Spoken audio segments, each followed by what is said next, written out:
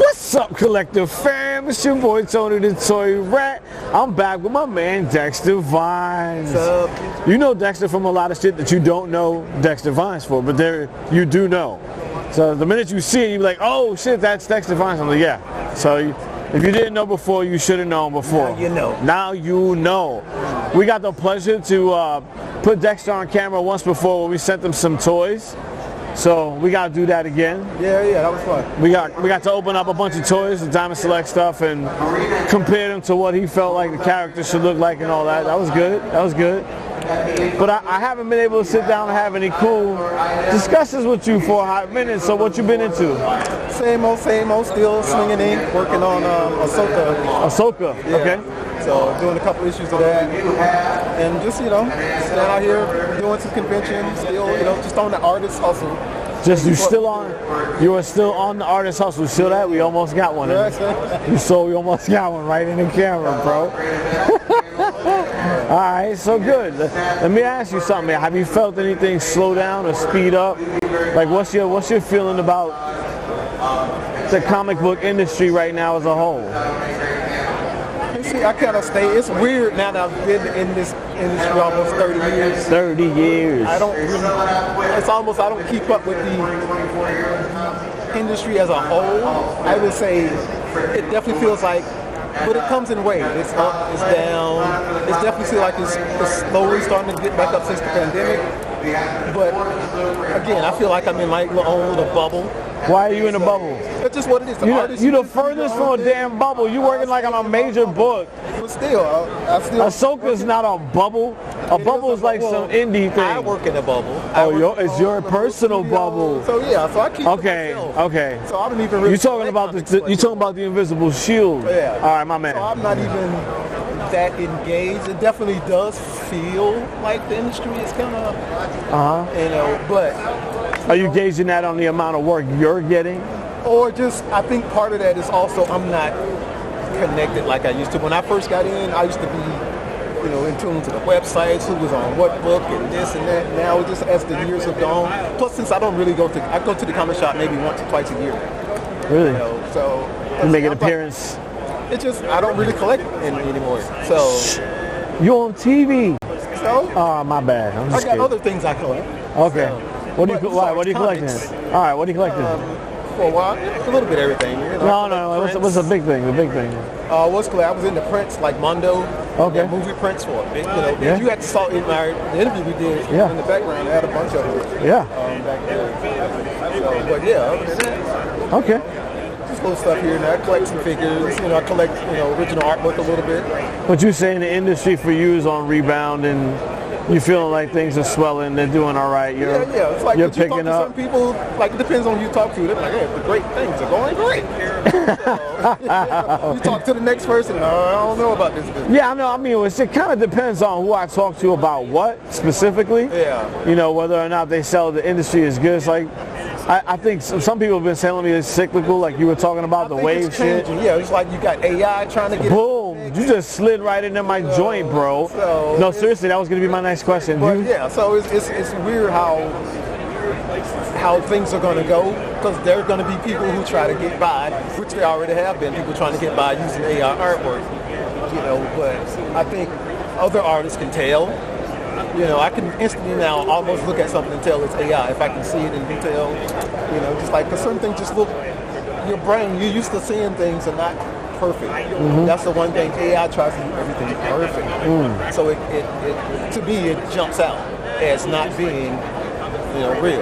Yeah, authentically drawn by someone's hand. But eventually somebody's gonna figure it out and make a name for themselves. So in your mind, is there room for growth in the industry using AI art? Like, can you say AI artists, or is it just artists using AI? I don't try to myself. I prefer to stick, the traditional. To me, you shouldn't be able to call yourself an AI artist if you can't do things the traditional way. So if you can do it the traditional way and then transfer that some kind of way to AI, I can maybe understand that. I can identify. If your thing is just telling the computer to do some stuff for you, and then you stamp your name on it, you know. It dehumanizes it, right? I mean, it takes the skill level away. Right, and then Like, people are going to start thinking like, well, I can just hire, you know, this guy to knock this thing out. You know, grandma would stitch up that damn quilt. Mm-hmm. That should be the best, nicest quilt ever. Right. Now you can get a sewing machine that stitches it up real fast, but it ain't gonna be grandma's quilt. Right. You feel me? It's you know, got something. it's got something, a little something extra in the world in the way that it is right now. So you're saying there's room for growth though in that sector to have somebody. So shooter. Well, I don't think it's room, but I think you're not going to be able to stop it. So I think it's one of those things. It's going to happen one way or the other because it ain't going nowhere. So AI is here. So it just depends on how, you know, we manipulate it and deal with it or put it in its own spot. The main thing about AI is people trying to hide that it's AI. Boom. You know, that's the big thing now. People trying to get away with it, passing it off as their own work when, you know, some computer's done all the work for them. Yeah. So that's going to be the big thing is people trying to get away with it. You know, I'm going to try to sneak this by. So we'll see. There's no one way, but people are going to try to get away with it if they can, for sure.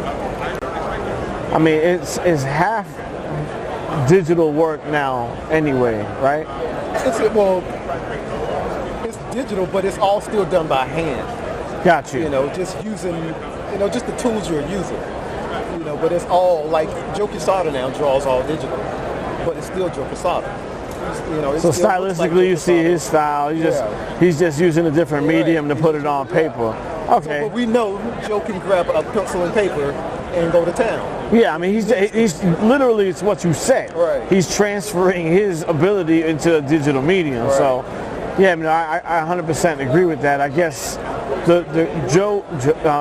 Jim earlier today was basically saying there is room in his mind for an artist to wield it. Yeah. So like to hone in on something specifically and then manipulate it after the fact is still part of that overall artistry that came to place. Right. You know what I'm saying? Like, all right, that's... So it's just going to be... So you don't feel like it's a dying art then? That's my next question for you. You know, to be able to draw from raw, just like you can't beat that. You know, people...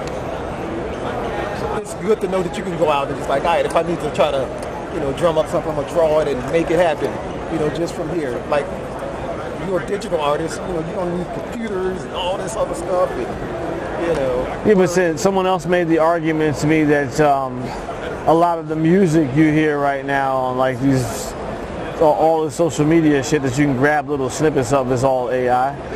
You know, meaning that you no longer need someone to sit behind you with a drum and someone with, you know, everything to create that space, and still people are considered using their artistry there. Yeah. So I don't know, man. It seems like a little bit of a stick of the eye. That person can't go anywhere and do a live concert either. I mean, live with computers. I mean, it's called DJing. It's live with computers. Yeah, that's exactly what you're doing. So, all right, so you don't think it's a dying art? That's good. No, not at all. Not even a little bit. So inkers specifically, inking, yours. You don't think that's a dying art? No, it is definitely slowing down. There will always be inkers, but because it's part of comics. But yeah, the reign of like, you know, pencil inker, like that is definitely because more artists are growing up just doing everything themselves. You know, especially with the technology. You know, a lot of artists doing things digital, so they're just staying in that medium. Yeah. But you can't sell it. Yeah. So my thing is trying to find that balance. Like, so I know a lot of artists who do work digital. Certain pieces they will do traditional, so they can sell it. Yeah. So it's just kind of, you know, playing that game. But everybody's different. Some people are about like just getting it done, you get it out the door. You know, so everybody, you know, has their own aesthetics. You know how they feel like things should go. Yeah. So that's all you can do. Okay. I mean, I think that's a fair statement to make. Let me ask you a question. Name one thing that you hate about the comic book industry. The main thing I hate about the comic book industry is the comic book industry does not advertise outside of the comic book industry. Which means you already got these nerds. We need more nerds. Is that what you're saying? Disney is owned by Disney. Yeah. Marvel's owned by, these two big companies. So when they put out movies, you think they would cross-promote. Yeah. Like, hey, you watching this movie? Go to your local comic shop. Check out this book. It's based off where it was born. Like some cross-promotion. Amen. Are you listening, people? Yeah. Like zero. This is the weirdest industry that only advertises in other comic books. Yeah. Like video games advertise on TV, magazine, print, ads, everything. Comics advertise nowhere but in comics. Wow. That is it. Why do you think that is? Why? They think small. That's how it used to be. They haven't paid attention to what's going on around them, like video games. Everybody advertises. Like, can you imagine Super Bowl Sunday? Yeah. A commercial for DC Comics pops up. Millions and millions of people see it. Yeah. Like, wow. Just imagine the influence that would have. Yeah. I mean, they spend a couple $5 million, DC. I remember as a kid when I saw the Rob Liefeld, the Haynes. That blew your mind? Crazy. Yeah, Everybody was talking about that. Yeah. We hadn't seen anything like that. Like comics, TV. Like, you think that would have been the beginning of something, but no. It went back to the small, like comics. Like, I feel like that was what Stan Lee was. He was like a guy who was like always out front, trying to, in every medium, talking about comics. I had Marvel thought, let's have Stan like really promote the comics when these movies come out. When he has this little, his cameos. Yeah. Imagine if you've been a comic book shop owner in every one of those. Yeah. Selling some comics, something. Yeah. Comics. Just think about any other industry. They go crazy about their advertising budget. Yeah. Comics has no advertising budget. Zero. Because it doesn't cost them nothing to print, in their own comic books. Yeah, I guess that makes sense.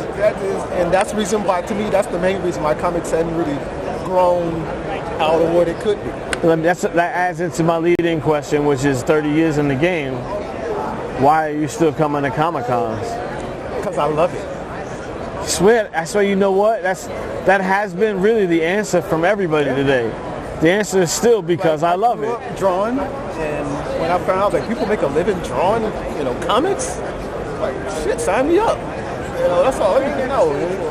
Like I say, once I can pay my bills, and even though it's any artist can tell you can have some good times and some bad times. But that's just part of it.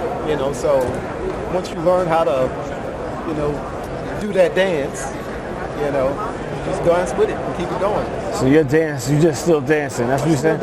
I'm still dancing. That's why I'm here. Okay. I'm here because I'm dancing. Although you do look a little relaxed. You don't look like you dance ready just right this moment, but all right. I hear you from a, metaphorical sense. So in 30 years time and doing all this, what's the worst thing that you've had to endure? What's the worst thing that's happened to you while you've been here? Like you should have been somewhere else, done something else. What do you mean as far as? Your life in general. Like you've been here and something. Well, I think this is what I meant to be. I was doing comics before I even picked up a comic. But in 30 years of doing these, you've never had something personal go wrong where you were at these things? No. No. Wow. Out of the ordinary now. Yeah, so you're the first. Everyone has a story so far. Oh, really? Okay. You better knock on something, homie. Is that enough, full wood right there? I've had enough off the field to combat what's here. At least when I get here, things are... No, they weren't saying here. They were saying like in their lives somewhere, some shit has happened to them over the years because of somebody. Yeah, definitely. Just like the law of averages, man. How many of these things are you still doing a year? I'm out of a battle with cancer. So. Yeah, well, that's right. A fighter. There is. So that's always something for sure. Yeah. So I thought you were talking about specifically like something. No, that's exactly what I mean, though. Something that would be something you had to endure while being in this. Yeah. I went through battling cancer all through the pandemic. So that was a battle. So I'm still on some cancer medication right now until the end of the year. Hopefully, got one more biopsy. If it's clear, I get to ring the bell and be done. I send you good energy, my brother. You look good. I'm trying to, yeah. You look good. You know what I'm saying? So it's positive thinking, bro. It's the power of positive thinking. Just kind of keep pushing in that direction. Try to keep the glass half full. That's exactly right. That is exactly right. That is some shit to have to endure. And then during COVID too. Yeah, you got the double whammy. You take that. Thought you were having a good time, Dexter? Take that. You know what I'm saying? So that's crazy, brother. So if you never had another interview, this was your last one, what would you want people to know about Dexter Vines? Know that Dexter Vines is the most dedicated artist he can be. He loves his craft, and I put 100% in everything I try to do. That's what you want to leave it with? You're leaving it with that? What piece, do you have a piece that signifies your best work? I would say that, but some of my best work, I would say, is most of my stuff. I think is some of my best work. So I love that. I love that attitude. So I don't have most of my work is some of my best work. I don't have no logo. Booyah. And when you come to Dex, you're getting the best Dex you can get. So. Okay, that's dope. I mean, that's a pretty good answer. Yeah. 30 years in the industry. What do you have to say to someone who wants to be in your seat and have a legacy of 30 years to come in the comic book industry? This level of longevity. Give me Dexter's top 5 words of wisdom. My top 5. Drive and focus. Drive and focus. Commitment. That's 3. Those things will get you, because you got to have it here. Because you got to fight. Look at all these artists in here. Yes. There's hundreds of artists in here. Yeah.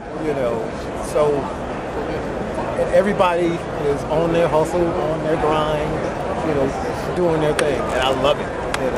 I'm a fan of a lot of artists here. I collect, so I love to see people doing their thing, being successful. I try to feed off of it and get some of that energy myself. That's dope. That is dope. Have you ever experienced any kind of negativity because you're black? Not, at least not overt. Because I'm in my mind, if somebody come at me with something crazy, they'll get both cannons. But luckily, I hadn't really. I have never experienced that. Yeah, nothing that made you as a imperative to get into industry wide. That I can recall off the top of my head. No, I don't think so. Well, that's wonderful. You seem to have led a wonderful life, Mr. Well, a lot of people. Most people here are super chill, super nice. So it is cool. Most people here are super nice, man. There's a lot of different thought processes running through people right now, but I think overall the narrative has been, when I ask him about the Comic-Con situation, like why are you still coming? Because I love it. So like everyone I talk to is because I love it. Yeah. Dexter Vines is because he loves it. In just a minute he's going to tell me what he's working on right now, what we're supposed to look for. Tell people what they're supposed to look for. Look for a just finished 4-issue run on Mace Windu. Boom. And so that was you did that with George? That was George's. And also with George's working on Ahsoka.